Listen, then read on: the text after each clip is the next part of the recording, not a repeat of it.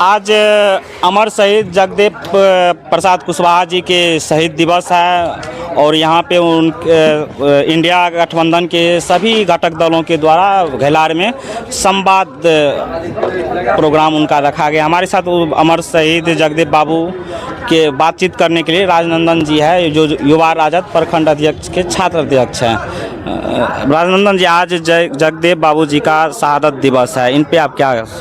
रखते हैं? देखिए, अमर शहीद जगदेव बाबू 1974 में ही कह दिए थे कि हम जो है 90% हैं,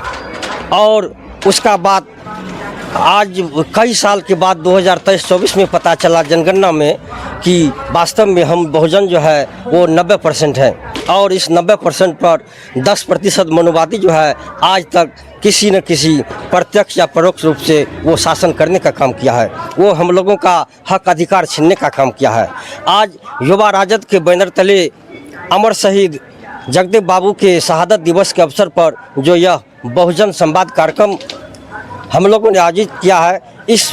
बहुजन समाज के माध्यम से संकल्प लिया है कि जगदेव बाबू ने जो मुख्य बात बताते हैं, जैसा कि उन्होंने कहा कि दो बातें हैं, मोटी मोटी सबको इज्जत सबको रोटी। निश्चित रूप से इज्जत और रोटी की लड़ाई हम लोग सदियों से लड़ते आ रहे हैं और आगे भी जब तक हमें हक और अधिकार नहीं मिलेगा लड़ते रहेंगे। उन्होंने ही कहा था कि 100 में 90 शोषित है, शोषितों ने ललकारा है, धन धरती और राजपाट में 90 भाग हमारा है, 10 का शासन 90 पर नहीं चलेगा। इसीलिए आज बहुजन संवाद के माध्यम से हम लोग जो 90% है वो एकजुट होने के लिए संकल्प लिए हैं, और उन्होंने कहा था कि इस संघर्ष में पहला पीढ़ी का जो हमारे पूर्वज है वो मारे जाएंगे,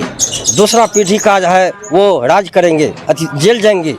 और तीसरा पीढ़ी का लोग तब जाकर राज मिलेगा। निश्चित रूप से वो बात सच साबित हुआ, और जगदेव बाबू को बीच चौराहे पर धरना कार्यक्रम में वहाँ के मनुवादी के इशारा पर पुलिस ने गोली मारने का काम किया, और मरते समय उन्होंने प्यास से जब व्याकुल था तो उसे पेशाब पिलाने का काम किया था। और जब हमारे दूसरे पीढ़ी के लोग बाबू जगदेव प्रसाद के विचार और सिद्धांत को आगे बढ़ाने का काम किया, तो लालू प्रसाद को भी कई तरह के फर्जी मुकदमा में फंसाने का काम किया, ताकि लालू प्रसाद किसी गरीब दलित को, शोषित पीड़ित को, पिछड़ा अति पिछड़ा को हक और अधिकार नहीं दे सके, और उसे चुनाव लड़ने से रोकने का काम किया, और बार बार बिना कोई साक्ष्य के, बिना कोई दोष के उसे जेल भेजने का काम किया जा रहा है। और निश्चित रूप से अब जो लगता है कि जगदेव बाबू ने कहा था कि तीसरा पीढ़ी का लोग राज करेंगे, तो निश्चित रूप से आज जो हमारे बिहार की युवा सम्राट है तेजस्वी यादव जी, वो हम गरीब दलित शोषित पिछड़े के आशीर्वाद से निश्चित रूप से राज करेंगे। जैसा कि अभी सर आप बोले, जगदेव बाबू को आंदोलन करते वक्त पुलिस ने मारा, पुलिस आखिर क्यों उनको मारा? पुलिस मनुवादी के इशारे पर मारा, क्योंकि बाबू जगदेव प्रसाद हमेशा गरीब शोषित दलित और पिछड़े का आवाज़ उठाने का काम किया था, और उन्होंने जब शोषित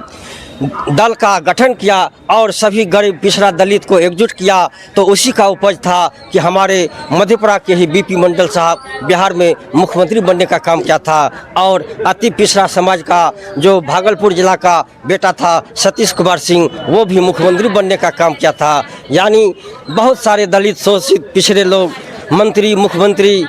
विधायक, सांसद सब बन रहे थे। इसीलिए साजिश के तहत बाबू जगदेव प्रसाद को मनवादी ने पुलिस के माध्यम से मरवाने का काम किया था। जैसा कि आप राजनंदन जी से अभी सुने जगदेव बाबू के बारे में, जो उनको आंदोलन कर रहे थे और आंदोलन में पुलिसों ने उनको गोली चलाई और गोली में वो मर गए, इसलिए जगदेव प्रसाद कुशवाहा जी को अमर शहीद कहा जाता है। हालांकि आप लोग इस विचार पे क्या सोचते हैं? मैं नवीन कुमार, तिरछी नज़र के लिए विनोद कुमार कैमरामैन के साथ।